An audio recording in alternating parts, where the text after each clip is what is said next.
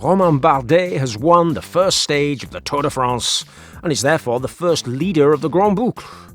At the tender age of 33, in his final tour before retirement in 2025, the Sunweb team rider gets to wear yellow for the first time in his 11th participation in the round of his country. Yes, the first time, even though he has fought toe-to-toe in his best times of the past decade against monsters like the White Kenyan, Tramadolito Quintana, the Sicilian client of Michele Ferrari, or Alberto Contretrol. Bardet has achieved his first victory in 2 years with an exhibition for himself and his Dutch team. A team that in the past has had riders going from shitting in the middle of a race to winning it, or indeed enjoyed sweeping an edition of the Tour with 3 stage wins only to spend another 3 years without getting back on the podium. In Bardet, we're talking about a man disenchanted with cycling today. The cycling of aerodynamic bras and ketones and tapentadol and alien nutrition that improves the speed records of the epocha of dopers. A man who has already criticised the alien Pogacar and the anchovy Vingegaard for having made him feel a certain hatred towards cycling.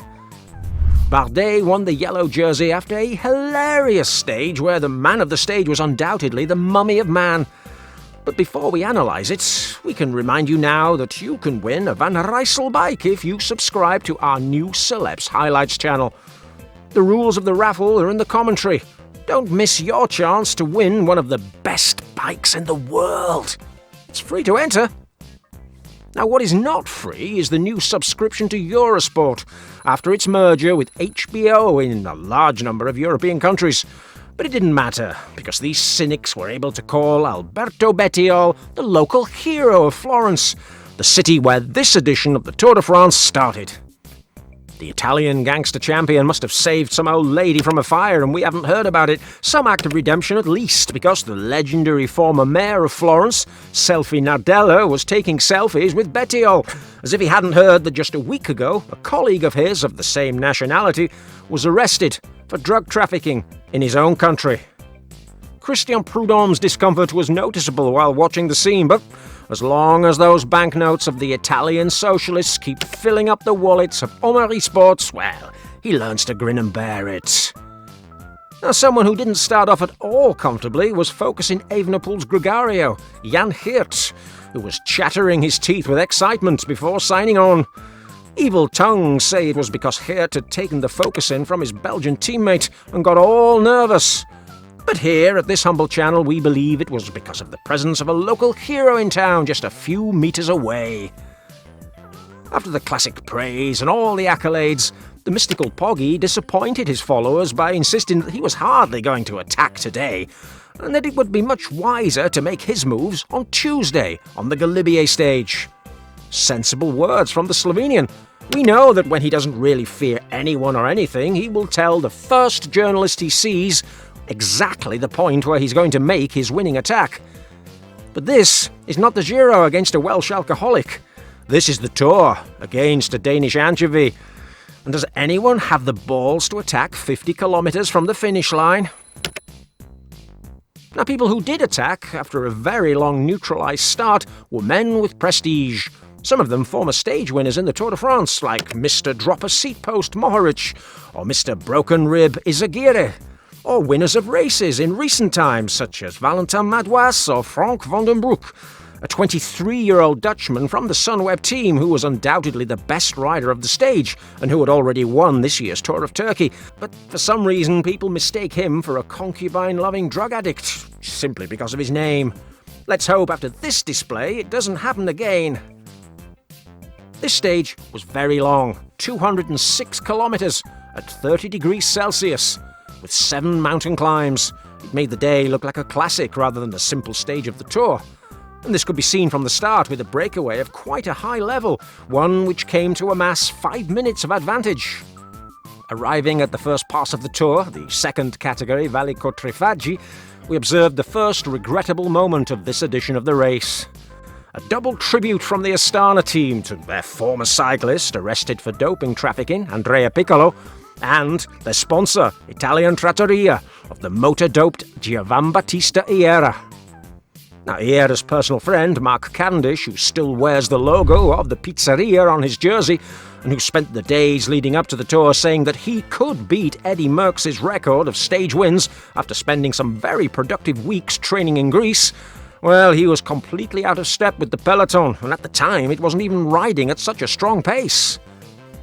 The hypocritical Briton who criticised Lance Armstrong for doping but then rode with him in events where they both profited was suffering a whitewash on the first stage of the Tour, in purest Astana style. In the same way that the guy with no nationality, Mr. Vlasov, had withdrawn from the 2021 Giro d'Italia just after it started, or in the same way that Estete Coco Lopez withdrew from the Giro d'Italia 2022 on the fourth day after feeling sick from the menotropin injected by his masseur Vicente Beldegarcia. The doper Vinokourov is desperately looking for sponsors for the team, even trying to sell it to the Chinese, and finally escape from a money pit of a team that can only bring financial losses. He knew that Cavendish was his only chance to gain publicity and sponsorships if he achieved a stage win. But whatever his men had for breakfast, perhaps one of Giovan Battista's junk pizzas, well, it didn't sit well with them. Before long, the mummy of man was literally puking. So much so that Pro Cycling Trumps dedicated this cute cartoon to him. It says it all, without really saying anything. Little can be expected from a guy who, according to him, was clean surrounded by dopers, who was resurrected in the Belgian alcoholic stable to try to realise an absurd dream and now finds himself at Astana and doesn't look very good at all. Vinokourov stopped the whole team except for Harold Tejada and Alexei Lutsenko. And one of those Gregario trotters, Michele Gazzolli, ended up dropping out soon after. According to the team, it was because of the heat. Of course, we hadn't noticed. The first Tour de France dropout has only one victory as a pro, in Norway. He evidently likes the cold and hates the heat. Giovan Battista's pizzas were not for him. And from here, after almost doing a Manzano in the middle of the first stage, and after his 5th DNF of the season, we can only wish you the best, Michele Gazzolli. You are always in our hearts. Sonia Duval followed their usual tactic and quickly burned out the Gregarios who wanted to work for Poggi, as of course neither Yates nor Almeida nor Ayuso were going to lift a finger to sacrifice their possible top 10 finishes for their leader. This brought the peloton much closer to the escapees, but left it utterly decimated. So Rabobank, with a very calm Anchovy who's been looking very good, set Tratnik and Benoit to work at a much slower pace, a pace that suits a fish who hasn't been out of deep-sea waters for 87 days.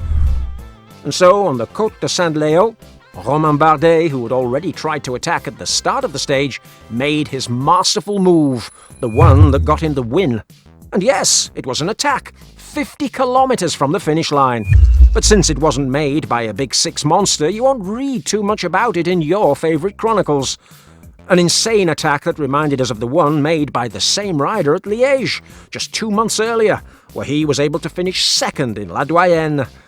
Bardet has enough experience to know where to attack and how to attack, whereas the Irishman Ben Healy, who did not stop crowing in press conferences that he wanted to win this first stage of the Tour, didn't realise the move had gone and he attacked late and too slowly, and so he was unable to dedicate the victory to Piccolo. But we imagine that the photogenic young Italian at least has a future as a creator of adult content with his girlfriend, Valentina Gomez. Bardet had to make up a 2-minute gap on the escapees, but of these the strongest was his own team's Dutchman, Van den Broek. And although he had been in the breakaway for more than 150 kilometers, he looked like the one with all the energy, and Bardet looked like the gregario who couldn't keep up with him. But the two got along well, and the youngster knew that even if he didn't win, it's more important for your team to score UCI points than a passing personal victory. That is race smarts, and that made them paddle through some very choppy terrain on the wide highways of the final 15 kilometers to Rimini, against a totally untied pack, with Radio Shack working for Pedersen, Rabobank working for the Belgian bot, who was much, much better than their Dr. Cecchini-friendly nemesis today, and a Garmin outfit, eager for local hero Bettiol to silence the haters, in what would have been the umpteenth tragedy for the sport. Fortunately, not only did they fail to do so, but the Sunweb duo were able to raise their arms in victory for the old man, who is also French and will give much more publicity to the brand. A well-deserved victory for the Dutch, and they also closed the peloton with Jakobsen coming in hand with the mummy of man at almost 40 minutes deficit. Thanks to the new UCI rules implemented by Selfie Lepation and the despicable Adam Hansen, they can stay in the race and avoid elimination. Let's hope that for future stages, those quality pizzas slip down a little better for the Brits. Oh, and tomorrow, in San Luca, we will see the first minor duel between the alien and the anchovy. Subscribe to the channel so you don't miss our chronicle. Oh, and while you're here, you can watch that video on the screen. That one. You'll love it.